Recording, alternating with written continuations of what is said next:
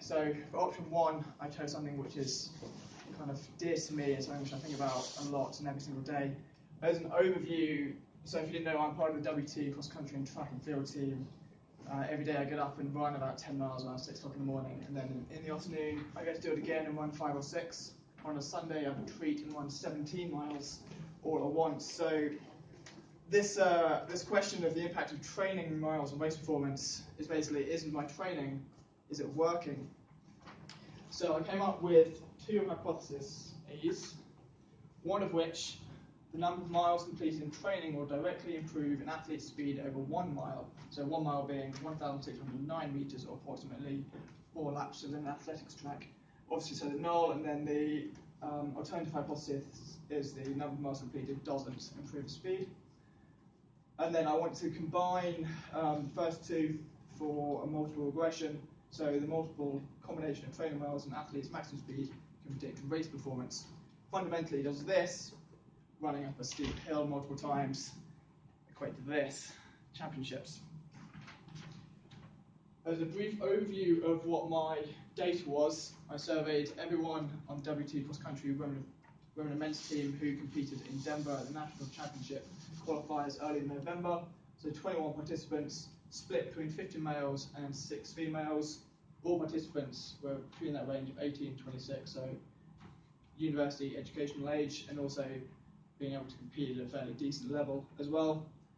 It was interviews either by myself in person, face-to-face, or via social media, Facebook, Twitter, etc. So I just asked 5 very simple questions related to sex, number of miles that were completed, how quickly you can run a mile, the time that was completed in the race, and then a couple of others. So the key weaknesses that I identified was that 21 is below that 30, unfortunately, that key product.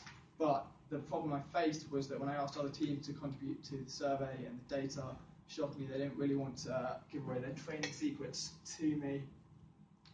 In terms of data analysis, I used 3 different things: linear regression and correlation for hypothesis 1, and then the multiple regression for hypothesis 2. So looking at hypothesis 1, evaluation, when I ran the data, and you have these in front of you as well, strong negative correlation between the number of training miles and how quickly you can run a mile. So this is exactly what I wanted. As the number of training miles go up, the speed of an athlete goes down. And we can see when I ran against the 95% relevance of the p-value, we are quite frankly well underneath that 0.05 golden figure. And again, we can see plots going downwards, plots going upwards is exactly what you want.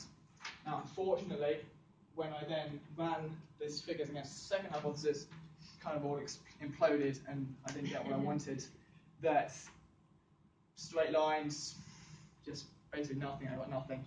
Failed. So I looked at the p-value again, and just p-values just didn't work for me. I was over that 0.05 figure.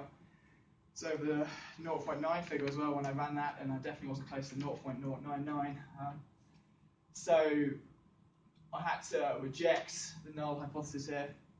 That's my conclusion, that multiple regression of comparing number of miles and how quickly an athlete can run a mile does not equate to being able to predict race scores.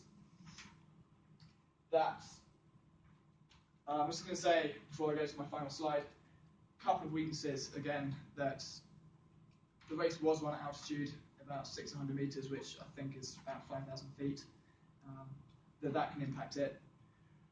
So I think if I was going to do another study, I would look at sea level. I'd be able to do multiple different races, preferably of a certain time, and I would certainly do it for more athletes than 21.